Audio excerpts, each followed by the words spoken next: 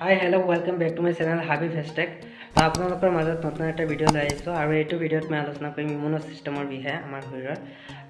আৰু তাৰমানে মই এইটো ভিডিঅ' বনাবলৈ কৈছোঁ যে কৰোণা ভাইৰাছৰ আক্ৰমণৰ ফলত কিছুমান মানুহ বাচি গৈছে।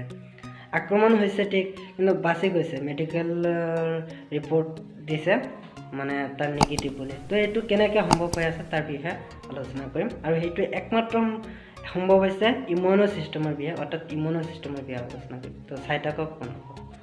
তো বন্ধুসকল, আমি জানোনে আমাৰ শৰীৰৰ ভিতৰত গোটেই প্ৰচেছটো চলাই আছে ইমিউন ছিষ্টেমে। গতিকে আমাৰ চাৰাউণ্ডিঙত মানে ভাইৰাছ বেক্টেৰিয়া এইবিলাক অনবৰতে আমাৰ শৰীৰৰ ভিতৰত সোমাই আছে, ওলাই আছে। গতিকে এই ভাইৰাছ বা বেক্টেৰিয়াবিলাকক দমন কৰিবলৈ আমাৰ শৰীৰৰ ভিতৰত আছে ইমিউন ছিষ্টেম। আৰু এই ইমিউন ছিষ্টেমে কি কৰে, ভাইৰাছ বা বেক্টেৰিয়াবিলাকক দমন কৰি আমাৰ শৰীৰটো নৰ্মেল অৱস্থাত ৰাখে।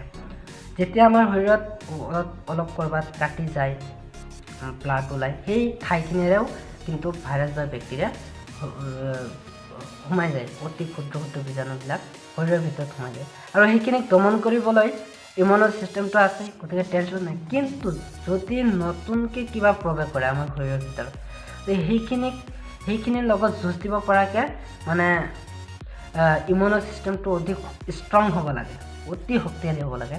আৰু সেইটো প্ৰথমতে ব্ৰেইনটোৱে গম পায়। ব্ৰেইনটোৱে তেতিয়াহে ইমিউন ছিষ্টেমটোক, ইমিউন চেলবিলাকক পঠাই দিয়ে এইখিনিক দমন কৰিবলৈ। কিন্তু নতুন কিবা হ'লে, নতুন কিবা শৰীৰৰ ভিতৰত সোমালে সেইখিনিক মানে দমন কৰিবলৈ ষ্ট্ৰং ইমিউনিটিৰ প্ৰয়োজন হয়। আৰু তাৰ কাৰণে আমি ল'ব লাগে ভেকচিন বা তেনেকুৱা খোৱা খাদ্যবিলাক আমি খাব লাগে শৰীৰৰ ইমিউন পাৱাৰ বৃদ্ধি কৰিবলৈ।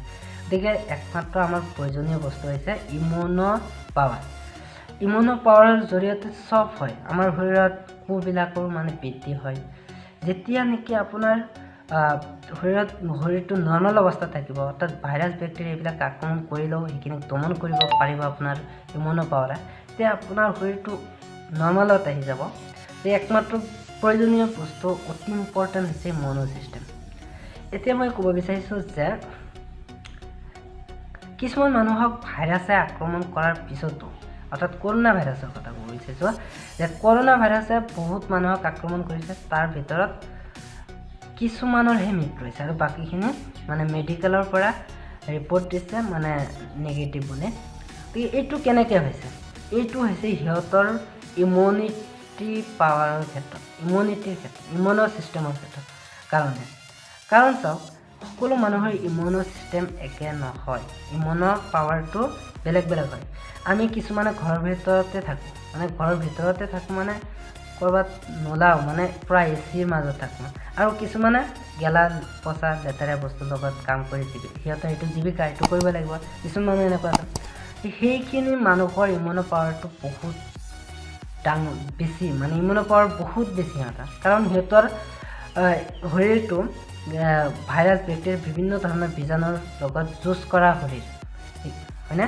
আৰু সিহঁতৰ শৰীৰত ভাইৰাছ বেক্টেৰিয়া সোমালেও মানে অনবৰতে সোমাই থাকে।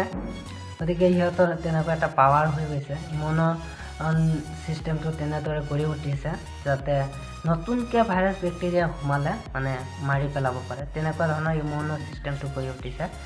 গতিকে আমাৰ শৰীৰৰ ইমিউন পাৱাৰ আৰু সিহঁতৰ শৰীৰৰ ইমিউন পাৱাৰটো বেলেগ হ'ব।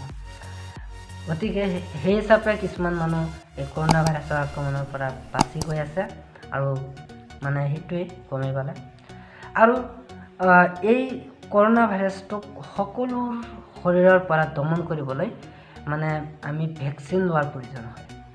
ভেকচিনটো আমাৰ ল'ব লাগিব আৰু এই ভেকচিনটোৱে আমাৰ শৰীৰৰ ইমিউন ছিষ্টেমটোক মানে অতি শক্তিশালী কৰি তোলে। গতিকে আমাৰ ভেকচিনৰ প্ৰয়োজন হয়। আৰু এই ভেকচিনটোক মানে বনাই আছে, সময় লাগিব। যিহেতু কৰোণা ভাইৰাছটো নতুনকৈ আহিছে, গতিকে নতুন এটা বস্তুৰ কাৰণে নতুন ভেকচিন ওলাব লাগিব আৰু এইটো ওলাওঁতে সময় লাগি আছে, বহুত চাইণ্টিষ্ট লাগি আছে। গতিকে গমেই পালে আমাৰ শৰীৰৰ ইমিউন ছিষ্টেমটো কেনেকুৱা ধৰণে কাম কৰে। যদি ভিডিঅ'টো ভাল লাগিছে লাইক কৰিব, শ্বেয়াৰ কৰিব। আৰু শেষত এটা কথা কয়, এই চেনেলটো যিসকল নতুন প্লিজ ছাবস্ক্ৰাইব কৰিব আৰু বেল আইকনটো টংকৈ বজাই দিব নতুন ভিডিঅ' পাবলৈ। তো শেষৰ মই নেক্সটৰ ভিডিঅ' এটা লৈ আহিম, সেইটো ভেকচিনৰ ওপৰত হ'ব, আপোনালোকে চাবলৈ মিছ নকৰিব। Thank U.